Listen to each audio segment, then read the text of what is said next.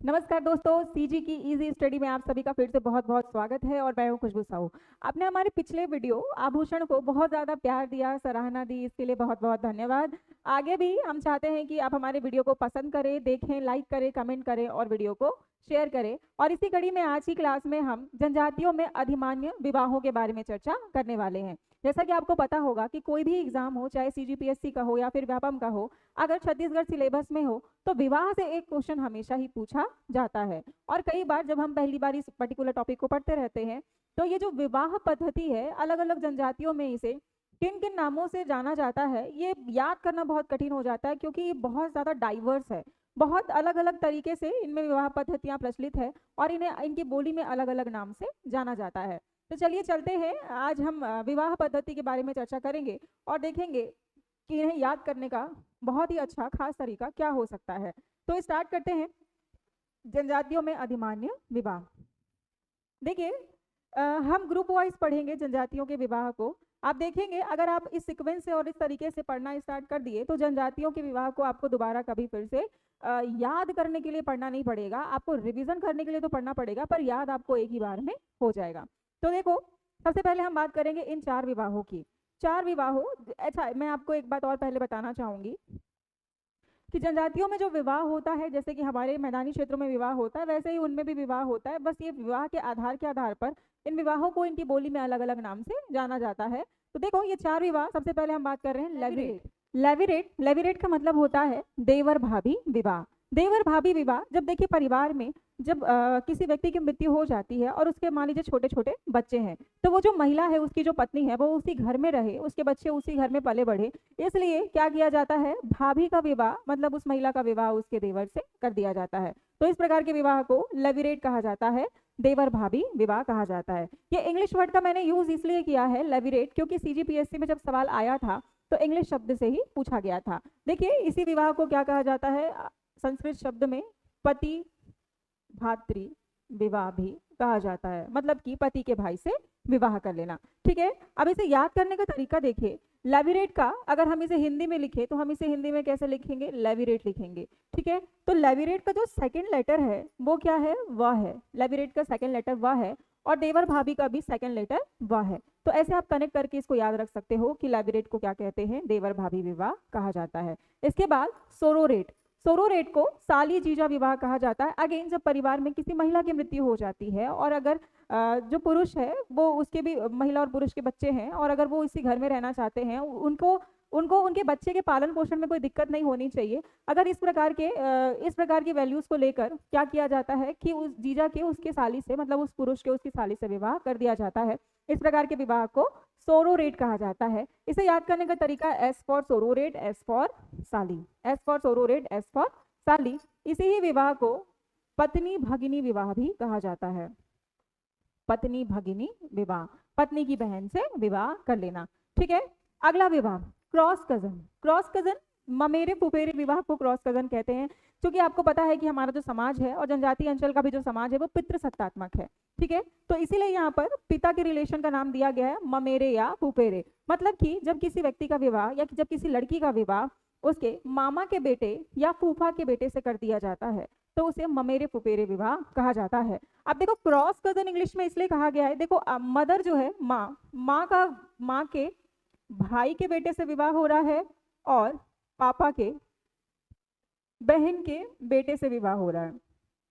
तो यहाँ पर आप देख सकते हो कि लिंग में क्या हो रहा है, परिवर्तन हो रहा है। माँ फीमेल है जबकि मामा जो है वो मेल है, पापा मेल है जबकि बहन जो है, बुआ जो है वो फीमेल है। तो यहाँ पर क्रॉस हो रहा है। क्रॉस का मतलब ये है कि जेंडर में जेंडर चेंज हो रहा है, वो हमारे कजन है। ठीक है, जेंडर चेंज वाले जो हमारे अंकल है उसके कजन है, तो इसलिए इसे क्या कहा जाता है, क्रॉस कजन। वहीं पर पैरेलल कजन विवाह किसे कहा जाता है, मौसेरे चचेरे विवाह, या मतलब कि मौसी या फिर मौसा के बेटे या फिर चाचा के बेटे से जब विवाह कर दिया जाता है तो उसे मौसेरे चचेरे विवाह कहा जाता है। अब यहाँ पर देखिए, यहाँ पर माँ की बहन है, यहाँ पर कौन है, माँ की बहन मौसी है और पापा के भाई चाचा। अब देखिए यहाँ पर जेंडर या फिर लिंग कहें तो ये दोनों कौन है, फीमेल है और ये दोनों कौन है, मेल है। इसका मतलब ये है कि यहाँ पर लिंग में कोई परिवर्तन नहीं हो रहा है, सेम लिंग है, इसीलिए इसे क्या कहा जाता है, पैरेलल कजन विवाह। क्लियर है। तो ध्यान रखना कि लेविरेट मतलब देवर भाभी विवाह, सोरोरेट साली जीजा विवाह, क्रॉस कजन ममेरे फुफेरे विवाह, ममेरे फुफेरे विवाह इसे ही दूध लौटावा भी कहा जाता है।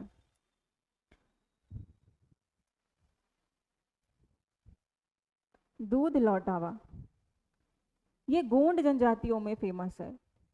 इसके अलावा पैरेलल कजन मौसेरे चचेरे विवाह, मौसेरे चचेरे विवाह, तो ये ग्रुप आपको ध्यान में रखना है। ये कुछ रिलेशंस वाले विवाह है, कजन ब्रदर या कजन या इस टाइप से कुछ कुछ विवाह है, इसीलिए मैंने इसे एक ग्रुप में रखा है। ठीक है, इतना क्लियर हो गया? चलो ठीक है, फिर हम आगे बढ़ते हैं, अगला ग्रुप देखते हैं। अगला ग्रुप कौन सा है?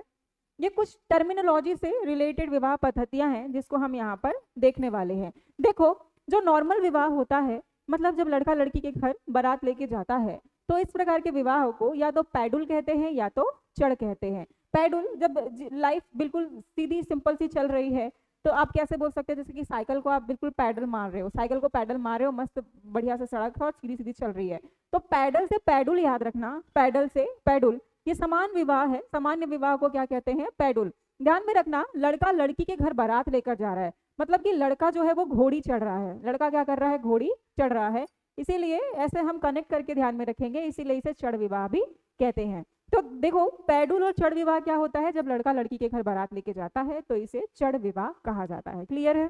ठीक है। पठौनी, पठौनी जैसे इसके उल्टा होता है। इसके उल्टा कैसे? यहाँ पर लड़की लड़के के घर बारात लेकर जाती है, ना कि लड़का लड़की के घर बारात लेकर जाता है। तो ध्यान रखना कि पैडुल में क्या होता है, पैडुल और चढ़ ये दोनों एक ही टर्मिनोलॉजी है, पैडुल और चढ़। इसमें लड़का लड़की के घर बारात लेकर जाता है और पठौनी में लड़की लड़के के घर बारात लेकर जाती है। तो पठौनी में आप ऐसे ध्यान रख सकते हो कि पठौनी का ठानी याद रखना, पठौनी का ठानी।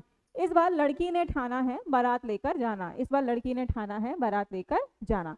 तो इस प्रकार से आप कनेक्ट करके इसे याद रख सकते हो। खड़ौनी एक प्रकार का पुनर्विवाह है। पुनर्विवाह को बैगा जनजाति में खड़ौनी कहते हैं। किस जनजाति में? बैगा जनजाति में खड़ौनी कहते हैं। ठीक है। मरम्मत, मरम्मत अब बताइए भाई, जब आपका सामान कुछ खराब हो जाए या फिर कहीं से कुछ टूट जाए तो आप क्या करते हो? उसको मरम्मत करते हो, मरम्मत करते हो। तो बिल्कुल ये उसी प्रकार से है, जब समाज में विवाह के नाम से कुछ बदनामी हो जाती है तो उसको क्या किया जाता है? उसकी मरम्मत की जाती है। ठीक है। तो देखो, इसका मतलब ये है कि दूसरे जाति में जब भागकर लड़का लड़की विवाह कर लेते हैं, ठीक है, इंटरकास्ट मैरिज कर लेते हैं, तो फिर उनको वापस बुलाया जाता है और विधि मान्य तरीके से फिर से उनका विवाह कराया जाता है। इस बीच उन्हें जाति भोज का भी आयोजन करना पड़ता है। तो इस प्रकार के विवाह को कहते हैं मरम्मत विवाह। ये आप लोगों को याद हो गया होगा, दूसरे जाति में भागकर विवाह करने के पश्चात घर वाले पुनः रीति रिवाज के साथ विवाह करते हैं, मतलब कि कुछ मरम्मत किया जा रहा है। क्लियर है? आगे विधवा विवाह। विधवा, जब महिला के पति की मृत्यु हो जाती है तो उसे विधवा कहते हैं, और विधवा का जब विवाह होता है तो इस प्रकार के विवाह को विधवा विवाह कहते हैं। गोंड जनजाति में इसे अर ऊतो कहा जाता है और चूड़ी पहनाई भी कहा जाता है। चूड़ी पहनाई मतलब कि विधवा का अगर केवल चूड़ी पहनाकर उसका विवाह कर दिया जाए तो इस प्रकार को विवाह को विधवा विवाह भी कहते हैं। और गोंडों में इसे क्या कहा जाता है? अर ऊतो कहा जाता है। क्या कहा जाता है? अर ऊतो। विधुर विवाह, जब लड़के की पत्नी की मृत्यु हो जाती है तो लड़के को विधुर कहा जाता है, और जब लड़के का पुनर्विवाह होता है तो उसे हल्दी पानी कहते हैं। क्या कहते हैं? हल्दी पानी। केवल हल्दी पानी लगाकर उसका विवाह किसी दूसरे के साथ कर दिया जाता है। ठीक है। गवन विवाह, गवन विवाह का मतलब होता है विधवा पुनर्विवाह। देखो, जब किसी लड़की का बाल विवाह हो गया और उसके बाद उसी समय उसके पति की मृत्यु हो जाती है और फिर से उसका बाल्यकाल में ही विवाह कराया जाता है तो उसे गवन विवाह कहते हैं। ठीक है। गवन से गौना से गवन याद रखना। गौना कब होता है? तो गौना भी एक शादी से रिलेटेड एक परंपरा है जब लड़की की विदाई होती है। ठीक है। तो यहाँ पर लड़की की 2 बार विदाई हो रही है, वो भी बाल्यकाल में। क्लियर है? तो इस प्रकार से आप इसे कनेक्ट करके याद रखोगे। तो हमने कौन कौन से विवाह देख लिए भाई? देखो, हमने यहाँ पर देखा कि लड़का जब घोड़ी चढ़ता है तो चढ़ विवाह। ठीक है। लड़की जब घोड़ी चढ़ने का ठान लेती है तो उसे पठौनी कहते हैं। पठौनी से ठानना याद रखना। ठीक है। उसके बाद खड़ौनी विवाह एक प्रकार का पुनर्विवाह। मरम्मत, कुछ विवाह में मरम्मत किया जा रहा है, दूसरी जाति में भागकर शादी करने के बाद माता पिता फिर से उनकी विधि मान्य तरीके से शादी कर देते हैं। विधवा विवाह और ऊतो और चूड़ी पहनाई। विधुर विवाह हल्दी पानी। गवन विवाह विधवा पुनर्विवाह को कहते हैं। चलो आगे बढ़ते हैं। इसके बाद हम कुछ अधिमान्य विवाहों के बारे में चर्चा करेंगे। अधिमान्य विवाहों को मैं अरेंज मैरिज भी कह सकती हूँ, ऐसा विवाह जो माता पिता की मर्जी से होता है। तो यहाँ पर सबसे पहले हम बात करेंगे क्रय विवाह की। क्रय विवाह नाम से ही समझ में आ रहा है कुछ खरीदने बेचने की बात हो रही है। देखो, मैदानी क्षेत्रों में बहुत सारी जातियों में आपने देखा होगा कि दहेज प्रथा चलता है। दहेज प्रथा के अलावा हम ये कह सकते हैं कि जब लड़की की शादी होती है तो लड़की के घर वाले जो होते हैं वो लड़के के घर वाले को गिफ्ट के तौर पर कुछ देते हैं, ठीक है। और कई बार तो ऐसा होता है कि लड़के के जो घर वाले हैं वो खुद ही मांगते हैं, डिमांड करते हैं कि हमें ये वस्तु चाहिए, इसे ही हम दहेज कहते हैं। तो उसी प्रकार से जनजातीय अंचल में भी जब लड़की का विवाह होता है तो लड़की के परिवार वालों को मैदानी क्षेत्र के विपरीत वधु मूल्य देना पड़ता है। अच्छा, नहीं समझ में आया, फिर से बताती हूँ। जनजातीय अंचल में सामान्य दहेज प्रथा के विपरीत यहाँ लड़के को दहेज देना पड़ता है।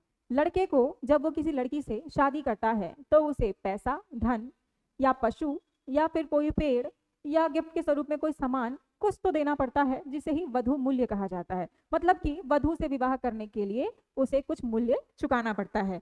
क्लियर है? तो इस वधु मूल्य को जब लड़के के द्वारा दिया जाता है तो इस प्रकार के विवाह को क्रय विवाह कहते हैं। क्लियर है? वधु मूल्य देने की परंपरा है। अब देखो, वधु मूल्य को और जनजातीय अंचल में क्या क्या कहते हैं। तो जनजातीय अंचल में वधु मूल्य को सुख या खर्ची कहा जाता है और गोंड जनजाति में इसे ही पारिंग धन कहते हैं। देखो, पारिंग धन में धन आ गया है, पारिंग धन में क्या आ गया है?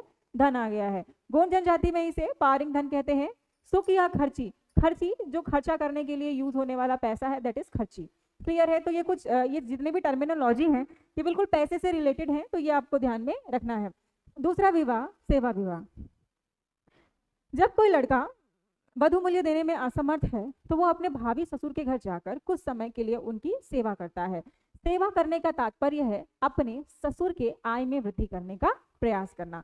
2 से 3 सालों के लिए वो अपने ससुर के घर जाता है, भावी ससुर के घर, और उनकी आय में वृद्धि करने का प्रयास करता है। फिर उसके बाद उन दोनों का विवाह, लड़की और लड़के का विवाह करा दिया जाता है। तो इस प्रकार के विवाह को सेवा विवाह कहते हैं। तो सेवा विवाह से समझ में आ रहा है कि लड़का सेवा करता है अपने भावी ससुर की। लेकिन इससे कहीं ज्यादा इंपॉर्टेंट ये है कि किस जनजाति में इसे कौन सा विवाह कहते हैं। तो देखो, बैगा जनजाति में इसे लमसेना जाना कहते हैं। क्या कहते हैं? लमसेना जाना। गोंडों में इसे चरगिया कहते हैं, कवर में इसे घरजन कहते हैं और बिंजवार में इसे घरजिया कहा जाता है।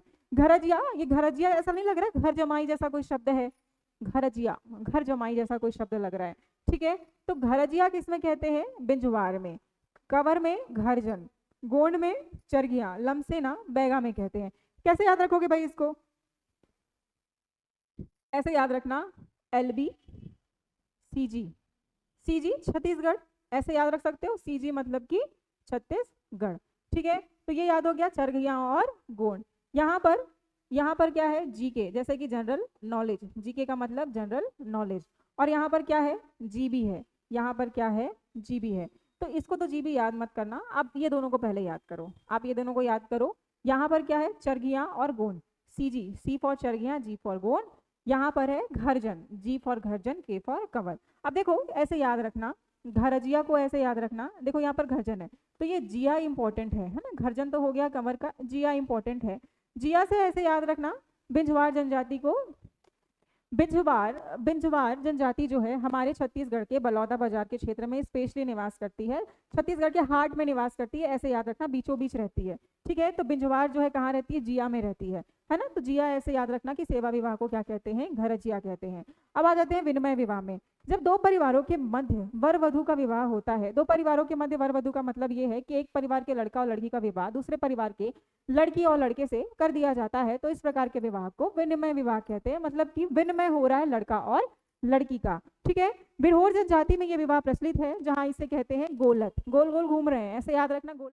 देखो समझो, फैमिली नंबर 1, फैमिली नंबर 2। यहाँ पर लिख लेते हैं गर्ल एंड बॉय, यहाँ लिख लेते हैं बॉय एंड गर्ल। तो देखिए यहाँ पर क्या हो रहा है, गर्ल जो है दूसरे फैमिली के बॉय से मैरिड कर रही है और इस फैमिली की गर्ल जो है दूसरे फैमिली के पहले फैमिली के बॉय से। तो यहाँ पर बिल्कुल गोल गोल जैसा स्ट्रक्चर बन रहा है। तो ऐसे याद रखना कि बिरहोर जनजाति में इसे क्या कहा जाता है? गोलत कहा जाता है, और मैदानी क्षेत्रों में इसे ही गुरावट कहते हैं। इस विवाह पद्धति की खास बात यह है कि इस विवाह पद्धति में वधु मूल्य नहीं देना पड़ता। क्या नहीं देना पड़ता? वधु मूल्य नहीं देना पड़ता। क्लियर है? तो हमने अधिमान्य विवाहों में क्या क्या देखा? क्रय विवाह, क्रय विवाह का मतलब लड़के को वधु मूल्य देना पड़ता है। सेवा विवाह, लड़का अगर वधु मूल्य देने में असफल है तो उसे अपने भाभी ससुर के घर जाकर अपने भाभी ससुर की सेवा करनी होती है। विनिमय में इसमें लड़का और लड़की का क्या हो रहा है, विनिमय हो रहा है, आदान प्रदान किया जा रहा है। क्लियर है? चलो आगे बढ़ते हैं।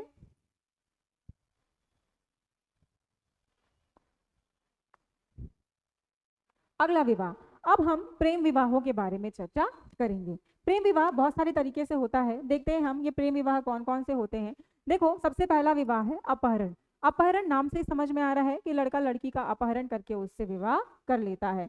इसके बाद जब मान लीजिए लड़की ने लड़के को एक्सेप्ट कर लिया तो फिर वो वापस गांव में आते हैं। गांव में फिर माफी के नामा के तौर पर लड़के को एक भोज का आयोजन करना पड़ता है, फिर बाद में समाज भी उसे माफ कर देती है और फिर उनका विवाह जो है वो ऑफिशियल हो जाता है। तो इस प्रकार से जब लड़का लड़की को भगा कर लेकर चला जाता है, उसे किडनैप करके लेकर चला जाता है, तो इस प्रकार के विवाह को अपहरण विवाह कहते हैं। गोंड जनजाति में इसे पायसो तूर कहते हैं। क्या कहते हैं? पायसो तूर। मतलब कि लड़का जो है वो बहुत जल्दी में है, उसे और इंतजार नहीं हो रहा है, उसे शादी करना है, मतलब कि करना है तो जल्दी में है। जैसे कि मान लीजिए आपको बहुत प्यास लगी है तो आपको तुरंत पानी पीना होता है, तो बिल्कुल ये वैसा ही है। तो आप इसे प्यासे से पायसो याद रखना, पायसो तूर। हट विवाह, इसमें क्या होता है कि लड़की जो है वो हट कर रही है, लड़की लड़के के घर जाकर हट करती है कि उससे विवाह करना है।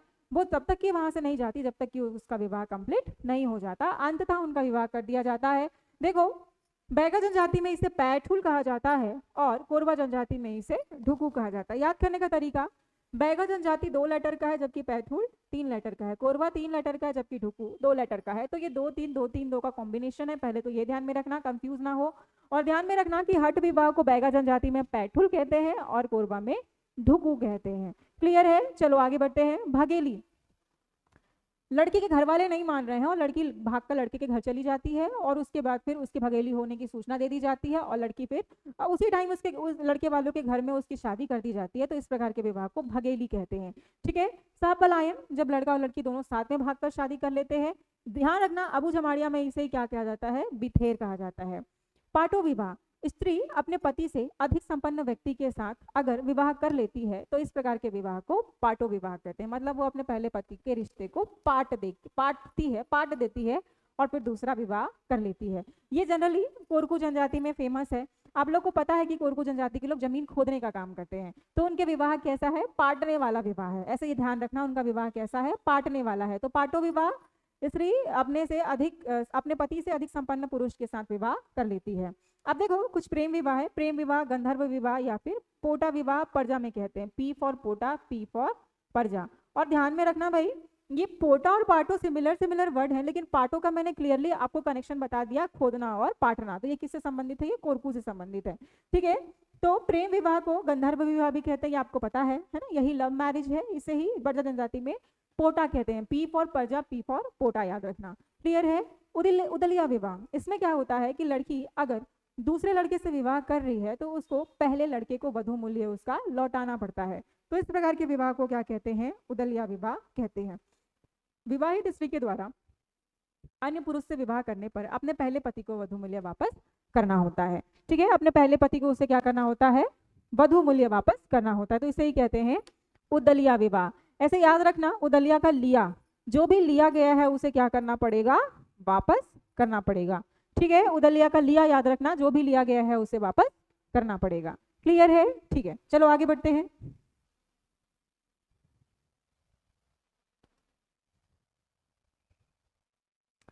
आगे कुछ और अन्य स्पेसिफिक विवाह देखते हैं जो कि एग्जाम के पॉइंट ऑफ व्यू से इंपॉर्टेंट है। देखो, इसमें सबसे पहला विवाह कांडावरा विवाह। इसे पुष्प विवाह भी कहते हैं। जब ये विवाह जो है एक प्रकार का बाल विवाह है और प्रतीकात्मक विवाह है। ये अबू जमाड़िया जनजाति में कांडाबरा विवाह या पुष्प विवाह फेमस है। ये एक प्रकार का कौमार्य संस्कार होता है। कौमार्य संस्कार का मतलब कुंवारी संस्कार। क्लियर है? जब लड़की जब कुंवारी रहती है, रजस्वला से पहले, पीरियड से पहले लड़की को कुंवारी माना जाता है। तो कुंवारी रहते हुए ही उसका एक प्रतीकात्मक रूप से विवाह किया जाता है। कांड का मतलब तीर होता है। ठीक है। तो जब तीर से विवाह होता है इनका, तो इसे ही कहते हैं कांडा बरा विवाह। अबू जमाड़िया जनजाति में ये फेमस है। इसके अलावा तीर विवाह और 2 जनजातियों में फेमस है, एक तो भूंजिया और दूसरा बिंजवार। भूंजिया जनजाति में इसे कांड विवाह कहते हैं और इसका भी सेम कॉन्सेप्ट है। रजस्वला से पहले लड़की का विवाह जो है तीर से प्रतीकात्मक रूप से कर दिया जाता है और लड़की उस समय सफेद साड़ी पहनी होती है। तो इस प्रकार के विवाह को भुंजिया जनजाति में कांड विवाह कहते हैं। और बिंजवार में तीर से विवाह कब होता है भाई? तो जब मान लीजिए रिश्ता पक्का हो गया है और परिवार में किसी की मृत्यु हो गई, तो लड़की को शुद्ध बनाए रखने के लिए उसका विवाह पहले तीर से किया जाता है। इस प्रकार के विवाह को बिंजवार जनजाति में किया जाता है और इस विवाह को तीर विवाह कहते हैं। अब महुआ वृक्ष का विवाह। महुआ वृक्ष के विवाह हल्बा जनजाति में ये फेमस है। जब किसी लड़की का विवाह नहीं होता रहता है तो उसका महुआ के वृक्ष से विवाह किया जाता है। तो इस प्रकार से की विवाह को महुआ विवाह कहते हैं। बरोखी विवाह। बरोखी विवाह पंडो और भूमि जनजाति में प्रचलित है। इसमें बरोखी में ये होता है, ये बिल्कुल बरोखी बेरुखा विवाह, ऐसे रूखा सूखा विवाह रख लेना याद। बरोखी का मतलब रूखा सूखा विवाह। इसमें क्या होता है कि लड़का लड़की को अंगूठी पहनाता है और विवाह हो जाता है। क्लियर है? वर वधु को अंगूठी पहनाकर विवाह कर लेता है। परीक्षा विवाह। परीक्षा विवाह ये भील जनजातियों में होता है। परीक्षा का मतलब ये है कि कुछ तो परीक्षा देनी होगी, ये एक प्रकार का स्वयंवर जैसा है। भील जनजातियों में होली के अवसर पर गोल गधेड़ों पर्व मनाया जाता है। ये आप लोगों को पता होगा। इस पर्व में जो लड़कियां, एक पर्टिकुलर आयोजन होता है, ये मेले के जैसा ही होता है, जहाँ पर बहुत ही ऊंचा खंबा होता है, इसके ऊपर नारियल लगा होता है और लड़कों को चढ़कर अपने कुशलता का प्रदर्शन देना होता है और वहां पर लड़की जिस लड़के को पसंद कर लेती है उससे उनका विवाह कर दिया जाता है। तो यहाँ पर मैं गोल गधेड़ों पर्व के बारे में चर्चा नहीं कर रही हूँ। मैं आप लोगों को ये बताना चाह रही हूँ कि अगर लड़की इस पर्टिकुलर परीक्षा विवाह में लड़की अपना स्वयंवर चुनती है ना, और वो स्वयंवर चुनने का आधार किसी न किसी प्रकार की परीक्षा होती है। क्लियर है? अगर परीक्षा में लड़का पास हो गया तो लड़की उससे विवाह कर लेती है। इसके अलावा परिवीक्षा विवाह भी एक प्रकार से फेमस है, ध्यान में रखना। तो ये बहुत सारे विवाह हैं। परिवीक्षा में ये होता है कि लड़का और लड़की को शादी से पहले ही साथ रहने के लिए उनके माता पिता के द्वारा परमिशन दिया जाता है। वो समय वो लोग साथ में रहकर ये देखते हैं कि वो एक दूसरे का नेचर पसंद करते हैं कि नहीं करते, वो एक दूसरे के साथ कंफर्टेबल हैं कि नहीं है। अगर कंफर्टेबल है तो उनकी शादी कर दी जाती है, अगर कंफर्टेबल नहीं है तो भुगतान स्वरूप लड़के को कुछ राशि देनी होती है लड़की के घर वालों को, और उसके बाद फिर ये रिश्ता नहीं होता है। तो ये कुछ विवाह पद्धतियां हैं जो आपको ध्यान में रखना है।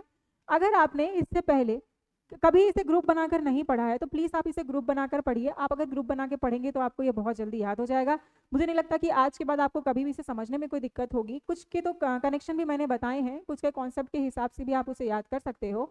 तो अब आपको याद करने में आसानी होनी चाहिए। मैं आप लोगों से फिर से दरख्वास्त करना चाहूंगी कि आप हमें बताइए कमेंट करके कि आप किस टॉपिक में वीडियो देखना चाहते हैं। आपने कमेंट करके बताया था कि आप आभूषण के टॉपिक में वीडियो देखना चाहते हैं और उस वीडियो को आप लोगों ने देखा भी, बहुत पसंद भी किया। उसके लिए बहुत थैंक यू आप लोगों का। मैं और चाहती हूँ कि आप लोग खुद से बताएं कमेंट करके कि आप लोग किस टॉपिक पे वीडियो देखना चाहते हो। मैं पूरी कोशिश करूंगी कि मैं उसे आसान से आसान तरीके से और ट्रिक के माध्यम से आप लोगों को रिप्रेजेंट कर पाऊँ। Thank you.